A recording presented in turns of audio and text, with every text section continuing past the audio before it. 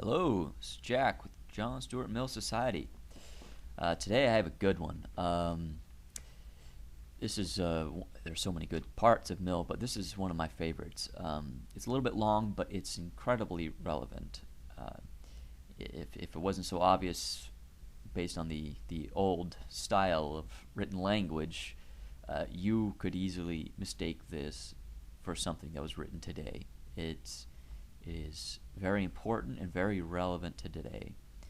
Um, for those of you wondering, it's on page 26 of John Stuart Mill's On Liberty, uh, and moves on to page 27 as well. So let's get started. Here's what Mill said. But though we do not now inflict so much evil on those who think differently from us, as it was formerly our custom to do, it may be that we do ourselves as much evil as ever by our treatment of them. Socrates was put to death, but the Socratic philosophy rose like the sun in heaven, and spread its illumination over the whole intellectual firmament. Christians were cast to the lions, but the Christian church grew up a stately and spreading tree, overtopping the older and less vigorous growths, and stifling them by its shade. Now that's just moving up to the most important part of this quote. This is where you really need to pay attention.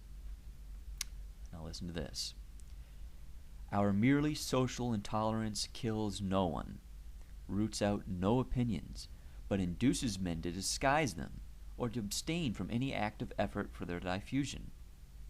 With us, heretical opinions do not perceptibly gain or even lose ground in each decade or generation. They never blaze out far and wide, but continue to smolder in the narrow circles of thinking and studious persons among whom they originate, without ever lighting up the general affairs of mankind with either a true or a deceptive light. And thus is kept up a state of things very satisfactory to some minds, because without the unpleasant process of fining or imprisoning anybody, it maintains all prevailing opinions outwardly undisturbed, while it does not absolutely interdict the exercise of reason by dissentients afflicted with the malady of thought.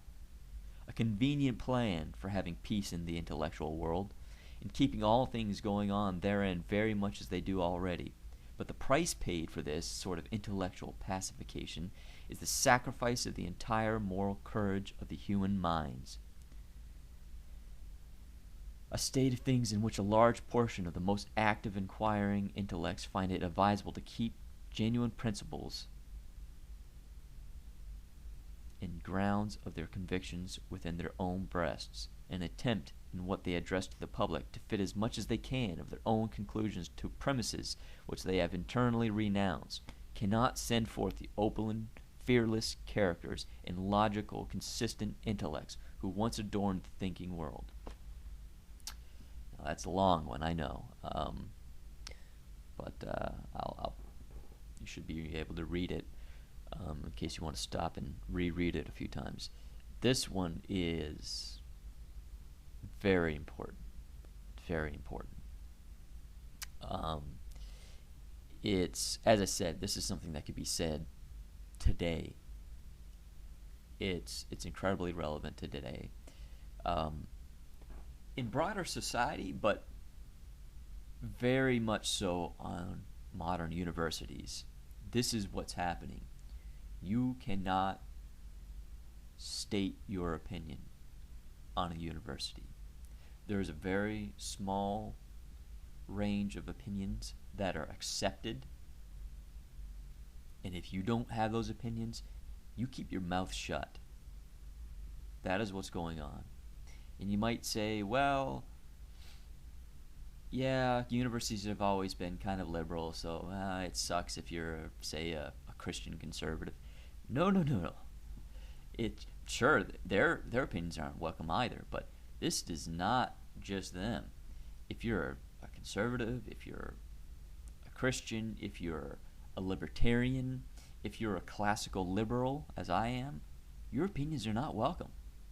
You have to be the most progressive, far leftist to have your opinions be accepted.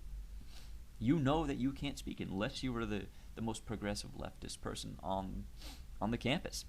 And I wouldn't even say progressive. I would use, I can't remember who coined the term It's either Dave Rubin or Majid Nawaz, the regressive leftist. It's not progressive at all. Progressive sounds positive. It is not positive at all. It is anti-intellectual. It is anti-science. It is anti-free speech. So, yeah, that's the state of things that, as Mill says, are social intolerance that induces us to disguise our opinions or merely keep silent about them. That is arguably worse than the persecutions of the former times, but because those, although they're much more violent, many of those persecutions ended up with the ideas being, pervasive throughout society, as Socrates was an example.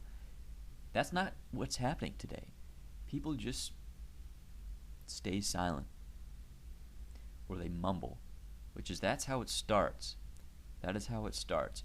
Whatever, be it a persecution or a revolution of some sort, or something that ends up where we get to a point where certain things become illegal, laws are passed that should not be passed. How it starts is you mumble your opinion instead of stating it openly. And then you don't mumble it, you just stay silent. And then maybe you don't stay silent. Maybe when somebody states their opinion, you actually attack it, even though you agree with it. Because that's the safe course of action. Because you know everyone around you is going to do the same. Or they're going to applaud you with their base and vacuous moral outrage and superiority that they think that they have, which is unearned. They think they're virtuous, and then they think you're virtuous for attacking that person, for stating their opinion. And then you're part of the club now. Congratulations. You haven't earned anything, though. That is why this is important. That is why this is relevant. That is why Mill is important. That is why I am talking about him. Don't remain silent. If you have an opinion, do not censor yourself. There's no reason to. You will hate yourself for it. That doesn't mean be aggressive. That doesn't mean start yelling at people.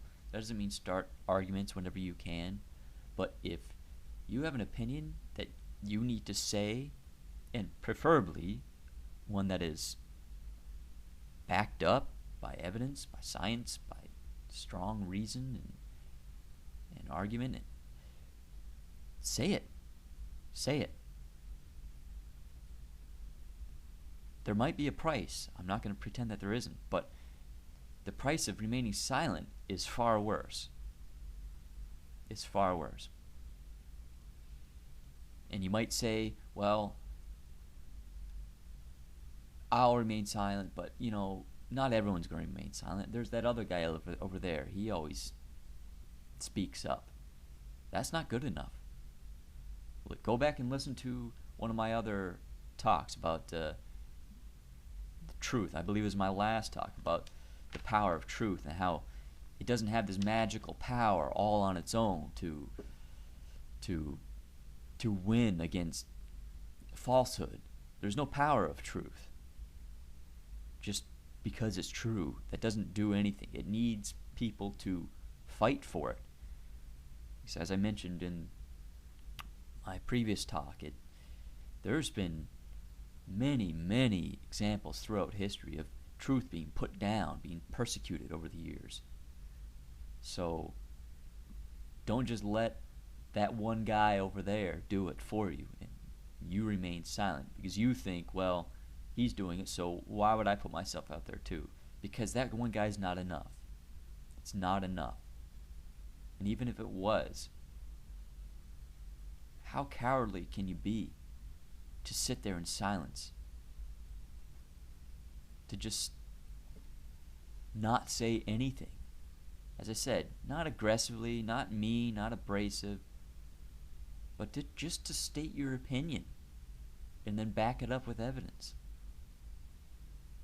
There's no reason to remain silent. It is not good. It's not good for you. It's not good for society. It's not good for who you're arguing with. It's not good for anybody. Sorry for the long rant, but it's important. But as always, I welcome disagreement. I welcome comments, criticism of any kind. So till next time.